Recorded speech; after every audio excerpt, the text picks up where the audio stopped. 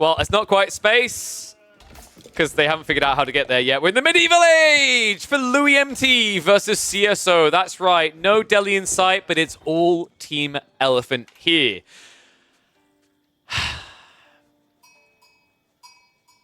Dude, what is it with CSO's names? I'm just going to move on. We're in game number 1 of this best of 3 in the Group Stage Elite Classic 2. It's Jeanne D'Arc up against the Ayubids. And well. How about that for an opener?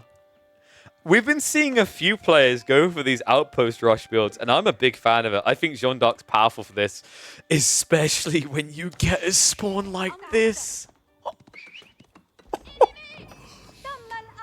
Tell me you want to go game 2 quick without saying you want to go game 2 quick.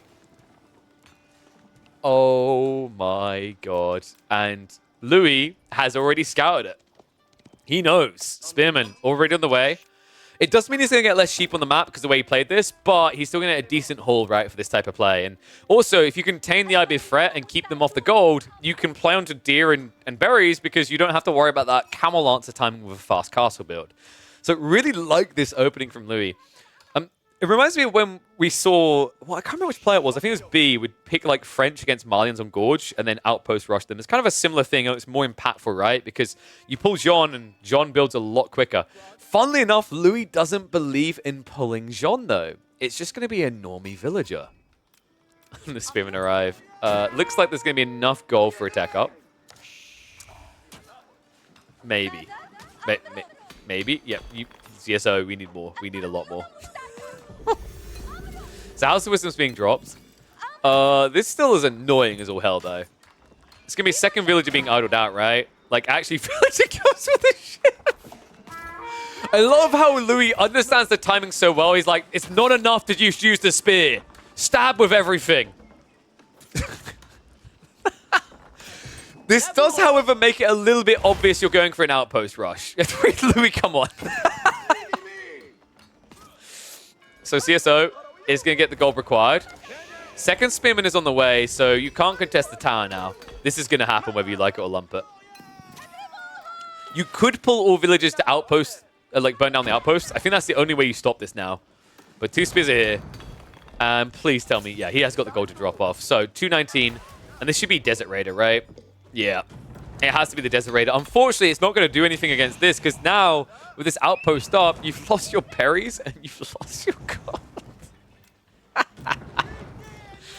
Oh, such a powerful play. A lot of sheep at least, so, you know, the game isn't over for CSO. They have got 16 sheep to work with. On the other side of it, it's only 8 for Louis. So that's the price they pay by running the scout down the center. That's the negative, is the center of the map doesn't really have much sheep in it. So you choosing to use your first 15 seconds to scout your opponent's base, that's 15 seconds they're picking up sheep. In 15 seconds, your opponent could have a 6 or 7 sheep lead. Interesting that he didn't go for Jeanne, though. Like, most players who've been doing this type of play seem to pull Jeanne. We watched, I believe it was Zertin earlier up against B, do that exact type of play. Spearman at least could get through the mining camp. Desert Raider halfway to coming out. Louis is going to have to probably put 5 on this tech up timing to make it work. I think he's realizing that as well. Like, it's pretty expected that you're going to have to go between 3 and 5 villages. You don't really want to be lagging an age behind, because if you can't get arrow slits out in a rush, or you can't get a knight out to protect this, villagers will come and burn it down, even with 3 spears inside.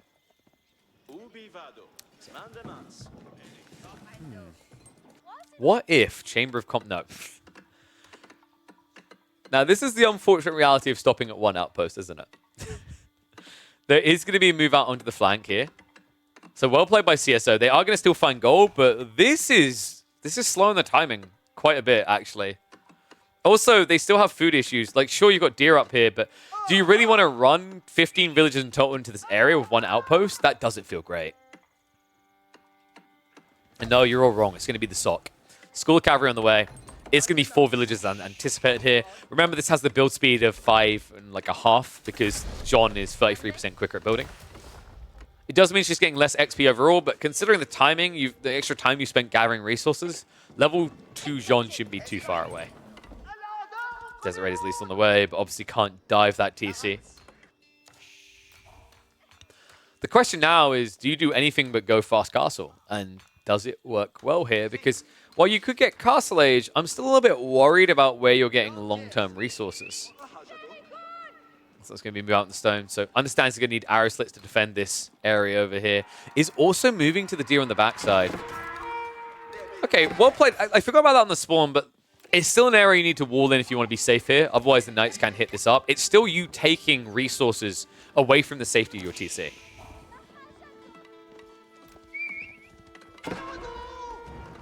The question is, how does Louis want to play this? He'll be cognitive of the fact it's going to be a fast castle build. It's to be expected here. Ayyubids don't play Feudal very well. I think, like, honestly, if your plan at the get-go is to play Feudal, there's just better civs to do it. Interesting choice by Louis. Actually, who am I kidding, dude? Any other player, and I could describe this as an interesting choice. I have watched countless Louis Jeanne D'Arc games. Do you want to know how many of them involved a sword in the hands of Louis, folks? One. He doesn't do women at arms because Louis likes to insulate himself in the late game, and I can confirm that late game Jeanne de Hunter is so much better than the melee form. Did Louis ever go woman at arms? He did once. It was a prairie game. It was against, I think it was Mongols. And his starting goal got blocked out, and he went Jeanne melee and just went around slicing down on the flanks. Outside that, every game is Hunter. And you know what? I imagine Louis had a bigger smile on his face than any other player when Jeanne got buffed in Hunter form. 1.38 movement speed is what she needed. She is... What, Lamborghini, I feel like? Someone more fragile. Someone will fall apart. I love Skyline Nissan. She's a Skyline Nissan. Fast. But one dent, and it's just going to fall to pieces. Unless you play Midnight Club. This is also tough for the Desert Raiders, to be honest with you. Yeah, you have a problem because this unit, you don't negate any of the damage it does. It's like there's no knights coming in to assist. Spearmen are on the way, however, and if you bait them towards this, a little bit of a miss micro there. Louis ran underneath the tower, but Jeanne is not dying quick enough to this. Well played. Those Desert Raiders heavily injured now. And of course, CSO doesn't want to come off of his timing here, right? He just has one goal in mind. Divine Restoration is about to come off. Cooldown, though. Just about gets the Spearman in time. However, the Knight is in. And that's the problem here. New Divine Arrow is there, which means the Desert Raider can easily die here. One more shot. Oh, Louis, I think the better way would have been to start a step, shoot, and then smite. But basically, the Desert Raider is dead. Not going to do anything now. I think I'm going to get the ball kill. More XP. Tech up is going to be on the way soon, and this is going to be a fully fledged tech up. No advancement wing coming out, so we're looking at growth, surely. Most of these games are going to be growth wing if they're not advancement wing. I don't like how locked in the meta kind of is. I think there is some flexy elsewhere. I think logistics has some viability, certain matchups very specifically. I have seen a very interesting eco wing industry builds. Oh, wait, what the f...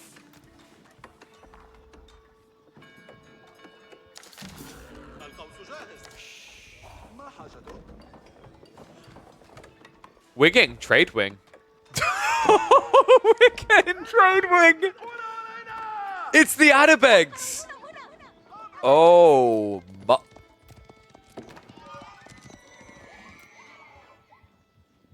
and this isn't for Golem spam. This is for Lancers, which kind of makes sense, right? You're up against the Knights. That's okay. That's actually very creative. So here's why that's creative, folks. You're up against Jeanne D'Arc. Jeanne D'Arc wants to trade units. Get unit kill, get XP. It's kind of like a tax rebate on the fight. Attabegs is going to add 50 extra health into these already insanely tanky Camel Lancers. And you've got a very squishy Hunter that hits a little pew-pew of 40 damage, right? So your ability, which takes 60 seconds to get a new charge off, is going to not even offset the health you get from Attabegs. That's a very creative build by CSO. I'm impressed, actually. I like that. That's cool.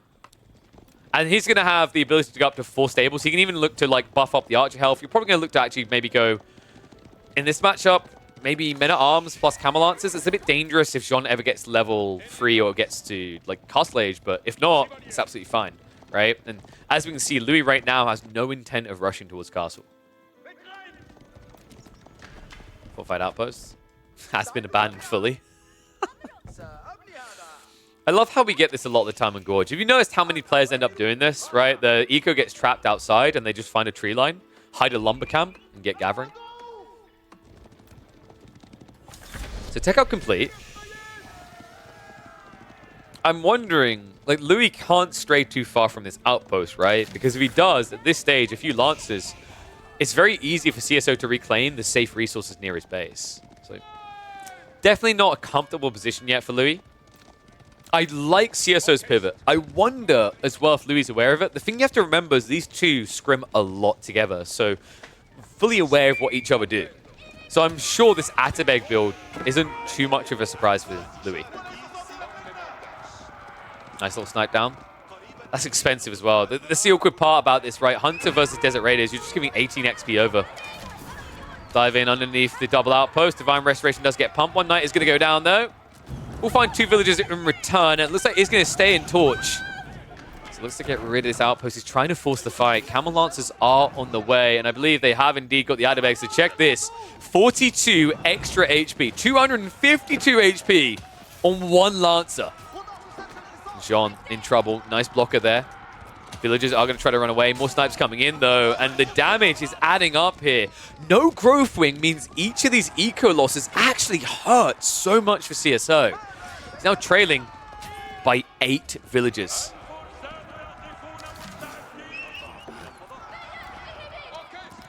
Outpost is going to be garrisoned. Spearman just going to keep contesting. Now, you do have extra health, folks, but it doesn't really matter if you run into Spearman mass like this. This is so infuriating what Louis is doing to him, right? Like, CSO, this is an uncomfortable game. Camel Lance account's not really getting big enough to now dive the outpost on the south side. He's getting idled on the deer on the north. He doesn't really have much food access. We've even got a knight camping the deer to the south. So we're in a game right now where CSO is going to run out of food in probably the next 3 minutes. He needs to get out soon. These knights are just not making it easy, though. Jeanne is still alive! Are you kidding me right now? The fact that she's lived this long, despite being so low on HP, finally she goes down. But she has farmed up a storm here. Lancer's just still not able to fight. Simply just too many knights, right? Like, it's kind of weird because you say, oh, Camelonese is a really big deal. It is, but the interesting thing is when you get a charge off as these knights, the bonus damage you get kind of mitigates a big impact of the Camelonese. So you fight for 5 seconds and then peel, right?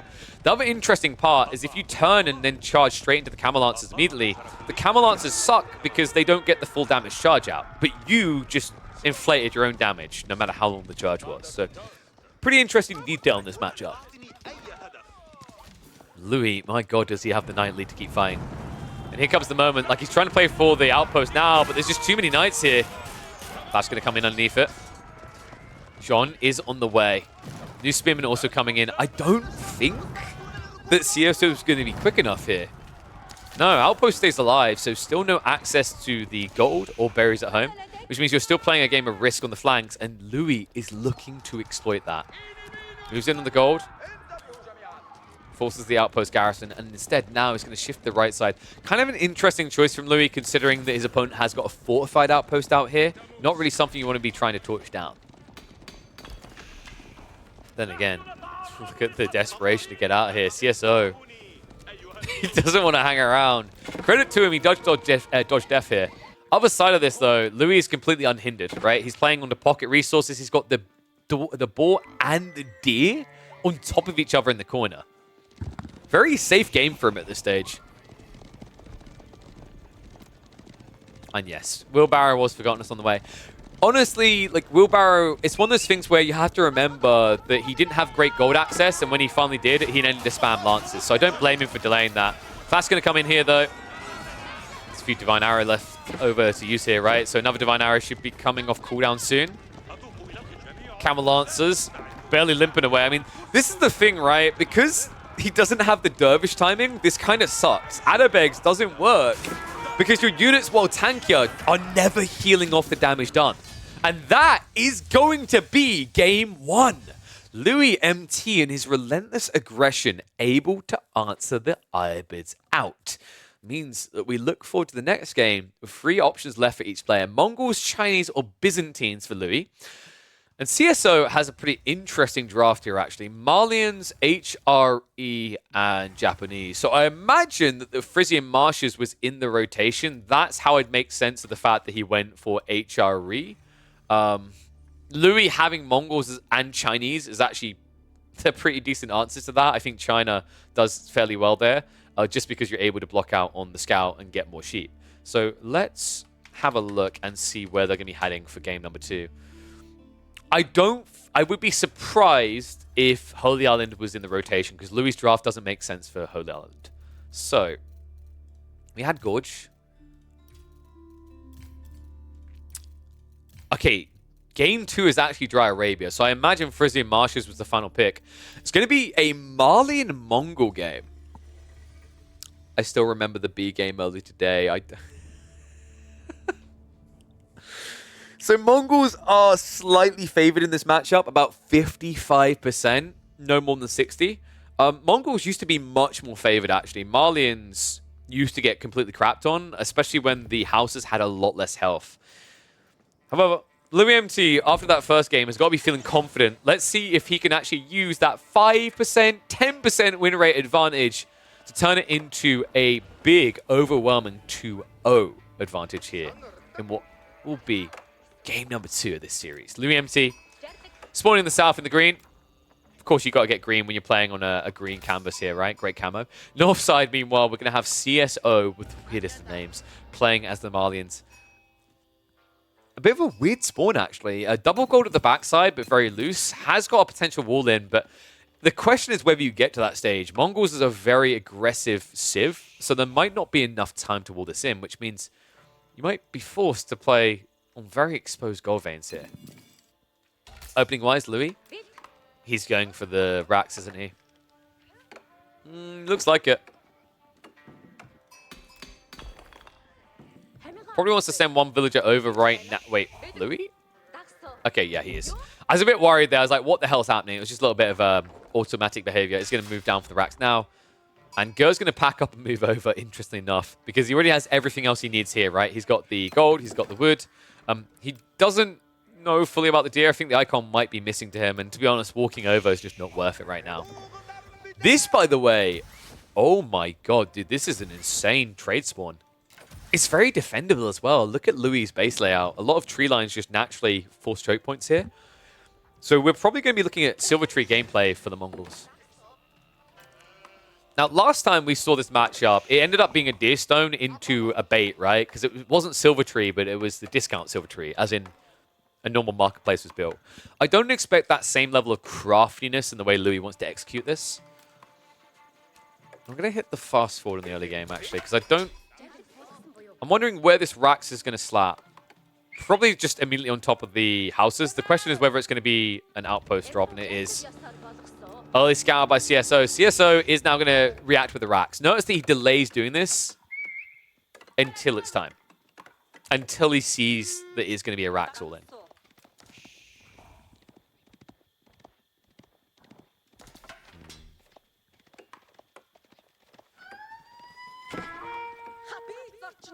Nice, loose the Falcon. Does see actually what's happening in the base. Just gets the lay of the land so you can see if there's an extra Donzo count. I love how powerful this Falcon is. I wish we had like more of these kind of unique tools that require activation in the early game. I think it just makes early game a lot more engaging than, you know, I build one, you build one.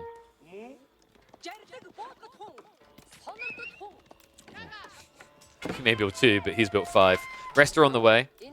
Villager's going to pull back. Dude, I love this detail by Louis. I've watched a few players try to make this outpost work. It's terrible. It just doesn't work. The moment your opponent starts pumping Donzos, if you're not halfway there, if you haven't started the outpost before the first Donzos come out, you're not going to start it. So this is a great read by Louis. Just pull back, keep all your villagers working, and now see how much you can milk out your opponent. How many Donzos can you get him to commit to? Remember, these Donzos do, of course, cost more resources as well. 90 compared to 80. Louis has gone up to 9 spears, so if he shows these, he could actually bait his opponent to build up to 7 Donzos, which is very expensive, actually, for the Malians. You can already see the expensiveness to it, right? He's holding way too much gold. Gonna be a turnaround. Movement speed arrow. Oh, that... Louis, that wasn't ideal. He accidentally clipped it. Only 2 spearmen, I think, actually got boosted on the movement speed there. But look at what it forces in the production queue. So Louis, I'm not expecting any more spears. Wait, what? He's actually going to keep going. I'm a little bit surprised, actually. I thought he'd stop at this point because this is where you want to try to milk a lead, right? But I guess from his perspective, if he doesn't keep showing more spears, he's not going to keep getting more Donzos out of his opponent. This is where sheep count matters a lot, by the way. Yeah, 7 sheep on one side, 9 on the other. But notice, because he's got too much gold, we've actually now got a stage of the game where the Malians are starting to pump out cattle to eat. Do that torch throw, Louis. The cool thing about doing this is once you reach the houses, your opponent can't just javelin throw you, he has to commit. This is pretty crafty, actually. Louis, 50 resources paid. Let's go for more. Reminder, this used to be the ultimate way to ruin a Mongol's day. Ruin a Malian's day, rather. Because the Mongols, they used to be able to burn these down easily. 400 HP was the old metric on houses. That buff to 500 made it much slower, but this is still rough. Second house gets burned. Oh, no! CSO! More houses quicker. He's going for the Manta. Oh, my God. I can't believe Louis just done that to him. He's still housed. He's about to be housed again. Oh my God. Louis is being so annoying with this. 19 spears? What the duck am I looking at here? Tech up's on the way, but Louis is on the way in a different form. He has 21 spears. And he's willing to engage. Donzos have to peel away, but Louis, this is where you just turn and burn. Literally.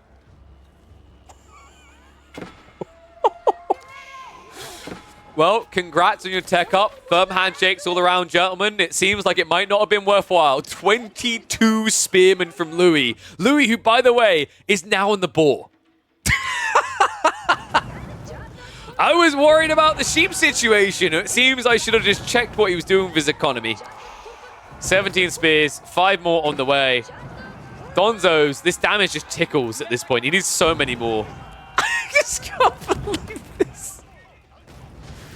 There's a cutoff point here, right? Like, unless there's ward in the middle, most people just accept 10 or 15 is the point. Not Louis. And look how quickly he catches up. That board drop-off gets him what he needs. Silver tree on the way. Meanwhile, it's a housing crisis for CSO. Okay, just think about the amount of resources he made out of this as well, right? 50 per, he's burned, what was this? 6, gonna be 7 buildings? 350 resources. And now he still gets to fight with the Donzos. Upgrade comes in. He's gonna burn the mining camp and just walk away, right? Yep. Oh, this is why I love watching Louis. Yeah, we highlight the fact that he's very good at the late game. You're seeing he doesn't just play late game. He's very creative about his aggro plays in the early game as well. Well, good news at least for CSO. He does have gold to get javelins out. He's going to need them because with this rush up, we're probably looking at mass archers. Walls have at least gone up. I don't think that's what you want to be spending your wood on right now. He's going for more houses. Louis like, I don't want this crap anymore. What can these spears still do for me? Oh my God. What a game. What an insane game.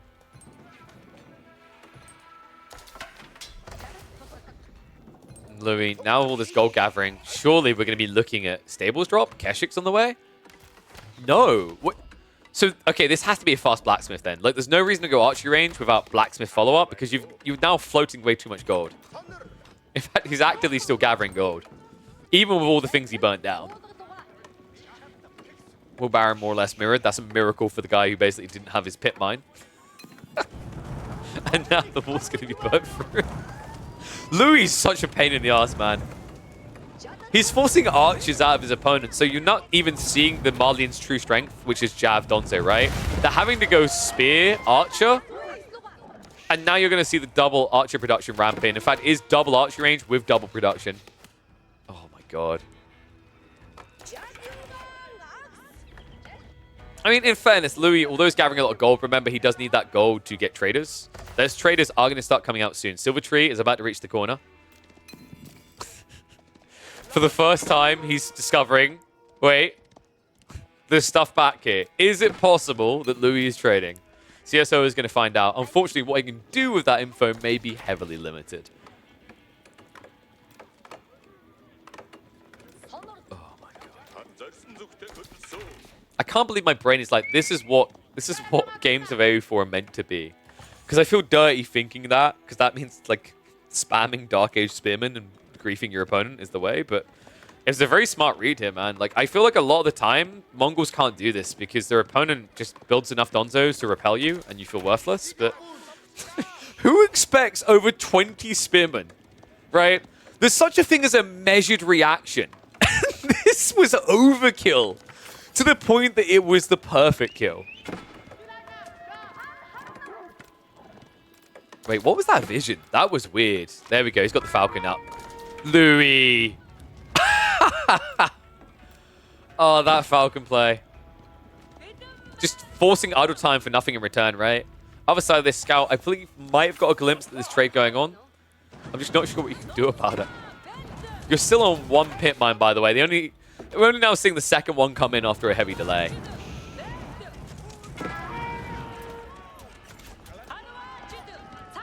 Archer count up to 14, though. And you just see, he realizes he got tricked, he got bamboozled. Javelins are now being added in, but my god, if I'm not mistaken, is this just going to be Castle?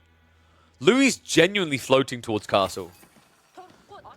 Oh my, dude, this is... Do you guys remember the B game earlier where we saw like a different approach but the same goal? You force mass javelins and then you scale into veterancy on archers and pull the Kurultai.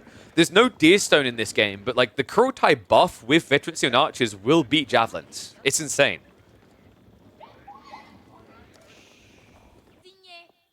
I mean, then why not go Castle, right? Like, what advantage does your opponent have right now? He's only now adding the first ranch at 11.5 minutes.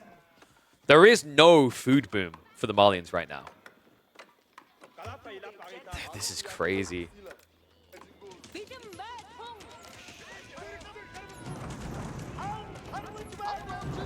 It's burning through the walls. This is relentless right now.